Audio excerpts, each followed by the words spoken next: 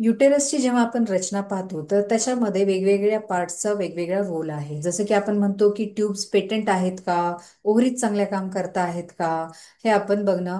आणि महत्वाचं म्हणजे आपण पॉलिसिस्टिक ओव्हेरियन सिंड्रोम मध्ये पाहतो की ओव्हरीज ह्या पॉलिसिस्टिक असतात, म्हणजे बरेचसे सिस्ट फॉर्म होतात.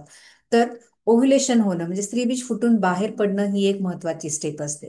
तर ह्यामध्ये इस्ट्रोजेन ह्या हॉर्मोन्सचा मेजर रोल असतो. गर्भाशयाची जेव्हा आपण रचना पाहतो तर त्याच्यामध्ये ओव्हरीज, फॉलोपियन ट्यूब्स, युटरसची बॉडी आणि सर्विक्स असे हे वेगवेगळे पार्ट्स असतात. तर फर्स्ट स्टेप आहे ओव्ह्युलेशन. तर ओव्हरीज मध्ये इस्ट्रोजेन आणि प्रोजेस्ट्रॉन हे दोन हॉर्मोन सिक्रेट होत असतात. तर इस्ट्रोजेन जे हॉर्मोन आहे ते आपल्याला ओव्ह्युलेशनला मदत करत असतं, पाळी नियमित येण्यासाठी मदत करत असतं. तर जेव्हा इथून ओव्ह्युलेशन होतं तर ते as a result of estrogen असतं. आणि प्रोजेस्ट्रॉन जेव्हा काम करतं तर ते आपल्याला गर्भधारणेला उपयोगी असतं आणि गर्भाच्या वाढीसाठी पण ते काम करतं.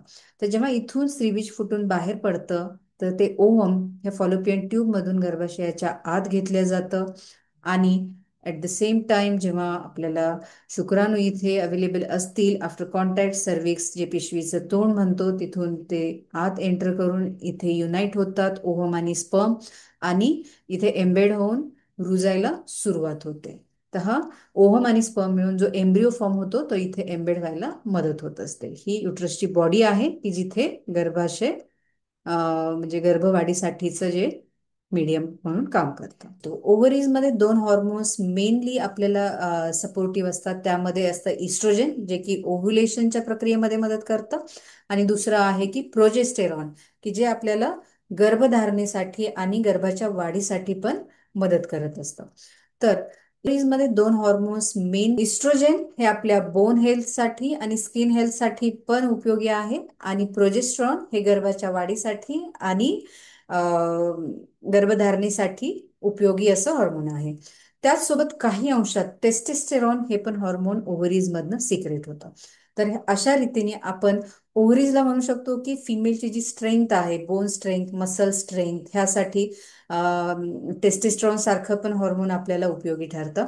तर ब्युटी अँड स्ट्रेंथ हे दोघांचं सिक्रेट हे ओव्हरीज मध्ये असतं. त्यासाठीच आपण म्हणतो की ओव्हरीज ह्या ऑप्टिमम फंक्शन करत असतात तेव्हा आपल्याला जास्त स्ट्रेंथ आणि ब्युटी हे ऑप्टिमम लेवलला असतात.